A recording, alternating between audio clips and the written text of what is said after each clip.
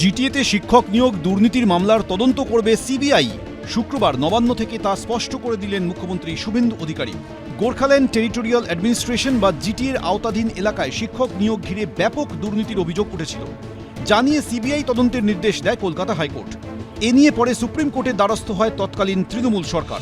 শুক্রবার মুখ্যমন্ত্রী জানিয়েছেন, কলকাতা হাইকোর্টের নির্দেশকে চ্যালেঞ্জ করে তৃণমূল সরকার যে মামলা করেছিল তা থেকে সরে আসার সিদ্ধান্ত নিয়েছে বর্তমান বিজেপির সরকার। কলকাতা হাইকোর্টে মামলা ছিল এবং সেখানে সিবিআই ইনভেস্টিগেশনের অর্ডার হয়েছিল। তদানীন্তন রাজ্য সরকার সুপ্রিম কোর্টে গিয়ে এই মামলায় স্থগিতাদেশ দিয়ে রেখেছেন। আমি মাননীয় সিএস মনোজ আগরওয়ালজিকে বলেছি যে আমরা এই মামলা থেকে এক্সিট করে যাব, রাজ্য সরকার বেরিয়ে আসবে, তাহলে স্টেট গভর্নমেন্ট হাইকোর্টের যে অর্ডার সিবিআই ইনভেস্টিগেশন সেটা চালু হয়ে যাবে এবং এর সঙ্গে যারা যুক্ত তাদের সিবিআই ইনভেস্টিগেশন করে তাদের আইন অনুযায়ী ব্যবস্থা নিতে পারবে। পাহাড়ের উন্নয়ন নিয়ে শুক্রবার নবান্নে বৈঠক করেন মুখ্যমন্ত্রী শুভেন্দু অধিকারী। দার্জিলিং বাদে বাকি 3 পুরসভায় নির্বাচিত প্রতিনিধি না থাকায় এদিন মহকুমা শাসকদের প্রশাসক হিসেবে দায়িত্ব দেওয়া হয়েছে। যে 4টি পুরসভা রয়েছে তার মধ্যে দার্জিলিংয়ে ইলেকটেড বডি রয়েছে, বাকি 3টেতে আমাদের প্রশাসক হিসেবে পলিটিক্যাল লোকেরা ছিল, সেখানে আমরা মহকুমা শাসকদের প্রশাসক হিসেবে দায়িত্বভার অর্পণ করেছি। আমরা চাই পাহাড়ের মানুষ তাদের যে নাগরিক পরিষেবা এবং উন্নয়নের যে অধিকার সেটা তারা পাক। তৃণমূল জমানায় পাহাড়বাসীকে কিভাবে উন্নয়ন থেকে বঞ্চিত রাখা হয়েছে তা নিয়ে এদিন সরব হন মুখ্যমন্ত্রী।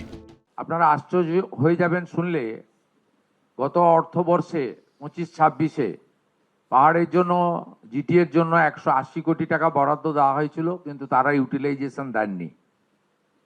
2026-27-এ 170 কোটি টাকা বরাদ্দ বাজেটারি প্রভিশন রাখা হয়েছিল, কিন্তু অ্যানুয়াল অ্যাকশন প্ল্যান না দেওয়ার জন্য তারা 1 টাকাও নিতে পারেননি।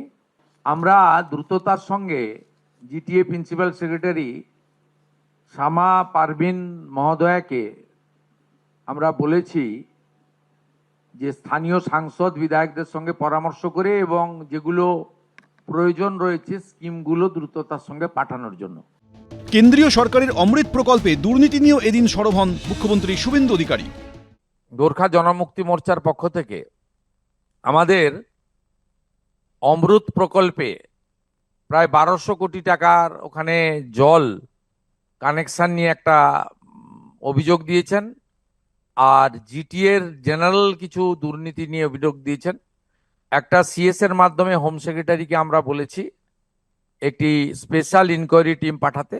7 দিনের মধ্যে রিপোর্ট আমার টেবিলে আসবে। এদিনের বৈঠকে উপস্থিত ছিলেন বিজেপির 3 জন নতুন বিধায়ক ভরত ছেত্রী, সোনাম লামা, নমন রায়।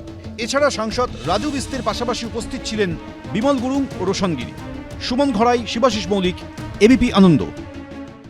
এবিপি আনন্দ, এগিয়ে থাকে, এগিয়ে রাখে।